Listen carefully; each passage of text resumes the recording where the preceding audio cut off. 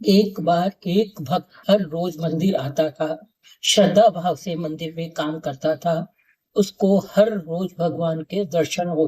एक दिन भक्त भगवान से कहने लगा कि प्रभु, आप दिन रात यहाँ खड़े रहते हैं, तो ऐसा करिए कि आप घूम फिर कर आ जाइए, मैं आपके स्थान में खड़ा हो जा।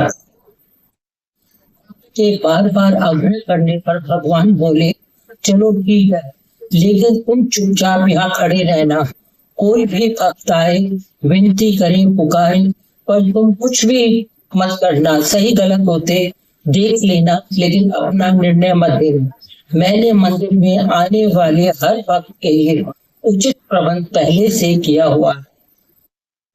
भगवान भक्त के आग्रह पर भक्त को वहां खड़ा करके स्वयं चले गए। कुछ समय पश्चात एक धनवान सेठ मंदिर में आया और कहने लगा कि प्रभु, इस बार भी मुझे धंधे में फायदा हो, ऐसी ही कृपा कर देना। ईश्वर से फरियाद करते जैसे ही वह सेठ जाने लगा, उसका पैसों से भरा हुआ पर्स मंदिर में गिर गया। भगवान के स्थान पर खड़े हुए भक्त के मन में विचार आया कि रोक कर बता दूं कि तुम्हारा पर्स गिर गया है, लेकिन उसे भगवान की बात का स्मरण हो आया। तुम जो हो रहा है केवल देखोगे, बोलोगे कुछ नहीं। उस गरीब व्यक्ति के पश्चात मंदिर में एक व्यापारी आया, जो कि अपने व्यवसाय के लिए समुद्री जहाज से दूसरे देश जाने वाला था। वह ईश्वर से कामना करने आया था कि उसकी यात्रा सफल हो। अभी व्यापारी प्रार्थना कर ही रहा था कि इतने में धनवान सेठ पुलिस लेकर मंदिर में आ गया कि मंदिर से किसी ने मेरा पर्स चुरा लिया है। उसे लगा कि उसके जाने के पश्चात मेरा पर्स इसी व्यापारी ने चुराया होगा, इसी को मिला है, और शायद उसने मेरा पर्स कहीं छुपा दिया।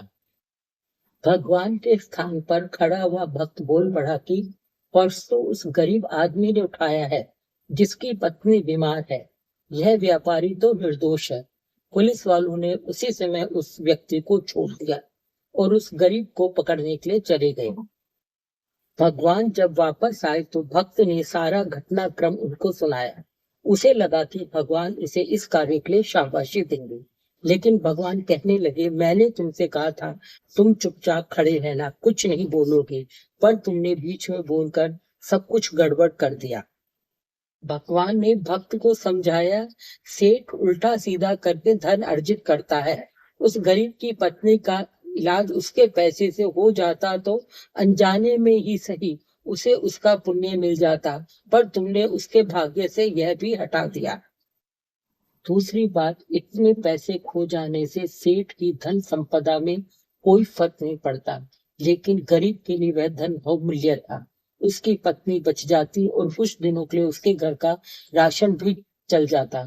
तुम्हारे कारण वह गरीब आदमी अब जेल में रहेगा और उसकी पत्नी का इलाज भी नहीं हो पाएगा और उसका परिवार भी परेशानी में रहेगा।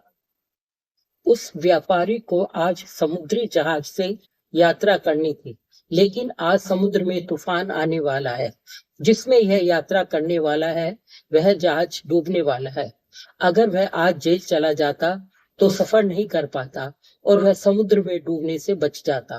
सबूतों के अभाव में कल पुलिस उसे छोड़ देती, लेकिन तुमने सब कुछ गड़बड़ कर दिया। वह भक्त अपनी गलती पर पछताने लगा।